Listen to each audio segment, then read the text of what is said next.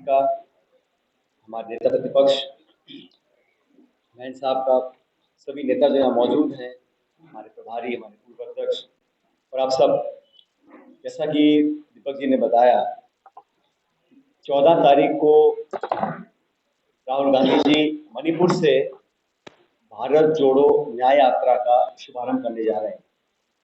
आप सबको विदित होगा, कुछ समय पहले कार्य समिति की मीटिंग हुई वर्किंग कमेटी की दिल्ली में, और कार्य समिति के सभी सदस्यों ने राहुल जी को आग्रह किया था कि जो भारत जोड़ो यात्रा पहले हुई थी केरला से कश्मीर तक, एक और यात्रा को वो अंजाम दें। और राहुल जी ने फिर वर्किंग कमेटी के सभी सदस्यों की राय को स्वीकार किया, उनके आग्रह को स्वीकार किया और इस भारत जोड़ो न्याय यात्रा का आरंभ उन्होंने करना स्वीकार किया। 14 तारीख को मणिपुर से यात्रा शुरू होने जा रही है।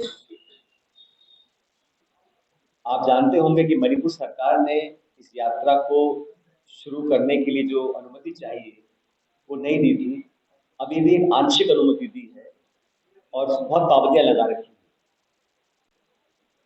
यात्रा का उद्देश्य कोई राजनीति नहीं है। यात्रा का उद्देश्य है कि जो वंचित वर्ग है देश में, जिसको न्याय नहीं मिल पाया, चाहे वो गरीब है, किसान है, महिला है, नौजवान है, उनकी बातों को सुनना और उनकी चिंताओं को, उनकी उम्मीदों को आगे रखकर देश के सामने उजागर करना।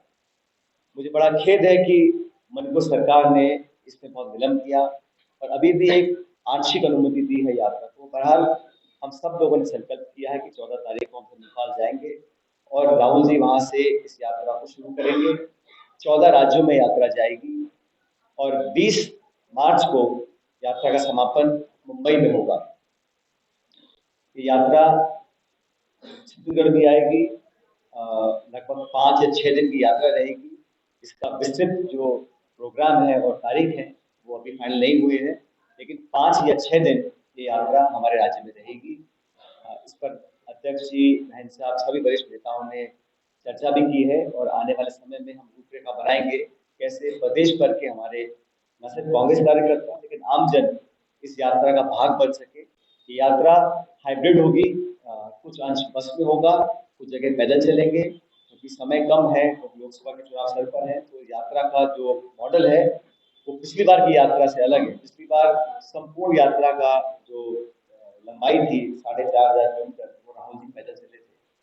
तो यात्रा का उद्देश्य है कि जो 10 साल में हालात पैदा हुए हैं केंद्र की सरकार के, अगर आप प्रचार, विज्ञापन, प्रोपेगेंडा और फेक न्यूज हटा दें तो देश की वास्तविकता है, जो देश की हकीकत है, किसानों की, नौजवानों की, मध्यम वर्ग की, लघु उद्योगों की, उन सब असलियत को उजागर करने के लिए, लोगों को न्याय दिलाने के लिए देश में जो अजीब तरह का माहौल बना रखा है, इस देश में जो सामुदायिक संस्थाएं हैं जिनको 70 साल से अलग अलग सरकारों ने पोषित किया, सिंचित किया, बहुत मजबूत बनाया, उन सब संस्थाओं को लगातार एक सोचे समझे साजिश के तहत लगातार खोखला करने का काम सरकार ने 10 साल में किया है। हम सब जानते हैं कि दबाव की राजनीति हो रही है, आक्रमण की राजनीति हो रही है, टकराव की राजनीति हो रही है। दबाव की राजनीति ऐसी है कि तमाम एजेंसीज का दुरुपयोग सरकार खुले कर रही है।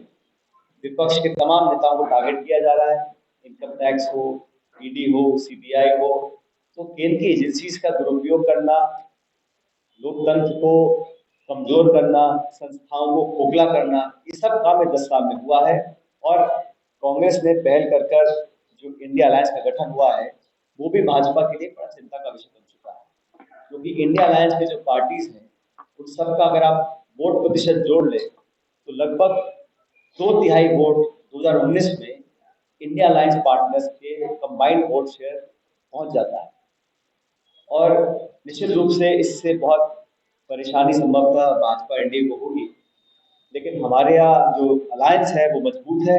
सीट शेयरिंग बहुत जल्द चालू होगी और अलग अलग राज्यों में हम अपने हिसाब से अलग अलग मुद्दा उठाएंगे। लेकिन यात्रा का उद्देश्य है जनता से जुड़ना, लोगों की बात सुनना, और प्रमुख विपक्षी दल होने के नाते ये कांग्रेस पार्टी की जिम्मेदारी है, दायित्व है कि हम लोगों की आवाज बनकर सड़कों पर उतरे। लोकसभा चुनाव में परिणाम हमारे पक्ष में आएंगे, ऐसा मैं मानता हूँ। आज हमें, जैसा अध्यक्ष जी ने बताया, एक विस्तारित पीसीसी की हमने मीटिंग करी, एग्जीक्यूटिव बॉडी की, सभी वरिष्ठ नेता मौजूद थे।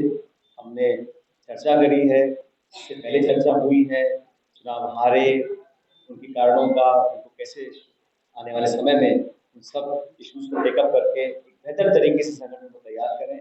और कल हमने पीसीसी में प्रदेश इलेक्शन कमेटी की मीटिंग रखी है और 11 की 11 लोकसभा सीटों के ऊपर एक विस्तृत चर्चा होगी। उसके बाद बहुत जल्द हमारी कोशिश रहेगी कि हम उम्मीदवारों का चयन की प्रक्रिया को गति दें, ताकि समय रहते हम लोग अपने उम्मीदवारों का चयन कर कर उनको मैदान में उतारें। तो मुझे आज यहाँ पहली बार एज जनरल सेक्रेटरी आने का मौका मिला। इस प्रदेश में अपार संभावनाएं हैं कांग्रेस की, और कांग्रेस यहाँ हर तहसील, हर ब्लॉक और गाँव में मौजूद है, मजबूत है।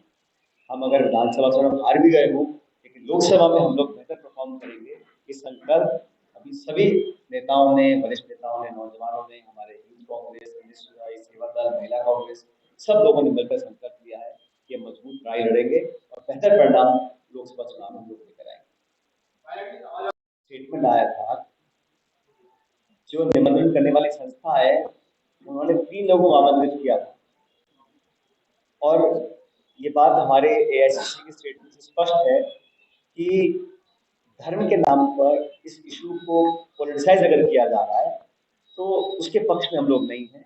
लेकिन हर व्यक्ति की आज़ादी है, उसकी आस्था किस भगवान में है, किस देवता में है, किस मंदिर में है, किस गुरुद्वारा में है, उसका व्यक्तिगत निर्णय है। कोई भी कभी कभी जा सकता है, लेकिन हमें मानते हैं कि इस प्रकार के इशू को पॉलिटिसाइज करके उसका राजनीतिक लाभ लेना, उसको हम सब गलत मानते हैं।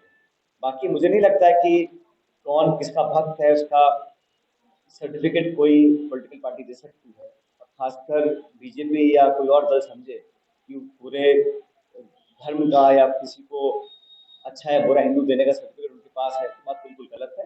हम सब, हमारी अपनी अलग आस्था है, हम किसको पूछते हैं, किस मंदिर में जाते हैं, नहीं जाते, हमारा व्यक्तिगत निर्णय है और सबको छूट है, सब जाएंगे जहाँ जाना होता है, किसी की परमिशन की जरूरत नहीं है और ना किसी के न्योते की जरूरत है।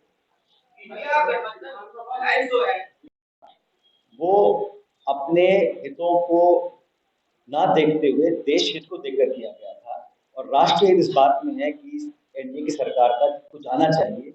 इस सोच के साथ सब लोग साथ आए थे, प्राइमरीली फॉर लोकसभा इलेक्शन। और ये अब जो हमारा गठबंधन बना है, सीट शेयरिंग भी जो हो रही है, ये लोकसभा इलेक्शन को लेकर की जा रही है। अलग अलग राज्यों में चुनाव हुए, मैं नहीं समझता हूँ कि अलायंस या गठबंधन विधानसभा चुनाव के लिए किया गया था, अलायंस लोकसभा चुनाव के लिए किया था।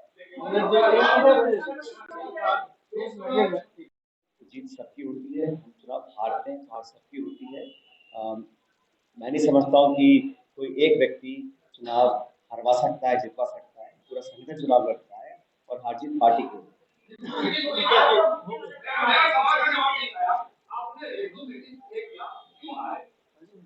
मैंने बड़ा स्पष्ट आपको जवाब दे दिया।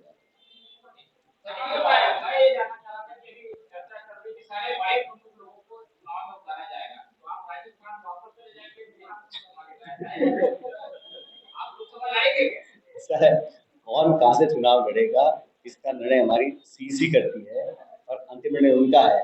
और आप जानते हैं, मुझे जब भी कहा गया है, मैंने पार्टी ने एमएलए का एमएलए लड़ लिए, एमपी लड़ना एमपी लड़ लिए, लेकिन परिस्थिति के हिसाब से, उपयुक्तता के हिसाब से निर्णय लिया जाता है।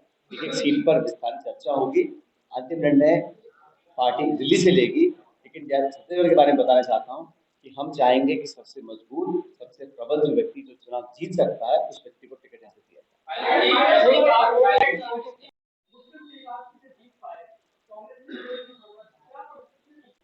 पहले तो आप शुभ शुभ बोलो, आप तो आगे की बात करो, पहले क्या हुआ भूल जाओ उसको। हम लोग मिलकर करेंगे और सब मिलकर चुनाव लड़ेंगे। देखिए, हमारे अध्यक्ष बहुत लंबा समय को नहीं हुआ अध्यक्ष बने हुए, नए नेता प्रतिपक्ष बने हैं, हमारे बहुत सारे वरिष्ठ नेता हैं यहाँ के, पहले पूर्व अध्यक्ष हैं, पूर्व मुख्यमंत्री हैं, और अनुभवी लोग काफी हैं। मेरा काम यह है सबको साथ रखकर एक यूनाइटेड कांग्रेस की तरह चुनाव लड़ें, और जो मुद्दे जनता से जुड़े हैं उनको आगे रखें। और अगर हम बूथ पर काम करेंगे, सबको साथ लेकर चलेंगे, पूरी पार्टी ताकत से चुनाव लड़ेगी, तो परिणाम अच्छे आएंगे। पहले कितने परिणाम आए नहीं आए मैं इसको जानना नहीं चाहता हूँ, हमें तो आगे फिर देखना चाहिए। देखिए, इसका अंतिम निर्णय तो हमारी इंडिया अलायंस की एक कमेटी बनी है, उस पर किया जाएगा। लेकिन मैं ऐसा मानता हूँ कि जिन राज्यों में विपक्षी चुनाव हुए हैं, जैसे राजस्थान है, मध्य प्रदेश, छत्तीसगढ़, वहाँ मेनली दो पार्टी चुनाव लड़ती हैं, बीजेपी और कांग्रेस।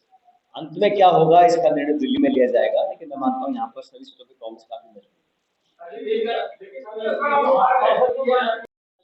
जो भी व्यक्ति, संस्था, दल, कोई भी हो, अगर जनता के हितों के खिलाफ काम हो रहा होगा तो उसका कांग्रेस पार्टी पहले भी विरोध करती है, आज भी विरोध करेगी। हम जनता के साथ हैं, हम मतदाताओं के साथ हैं, हम गरीबों के साथ हैं, किसानों के साथ हैं, पहले भी थे और आज भी हैं।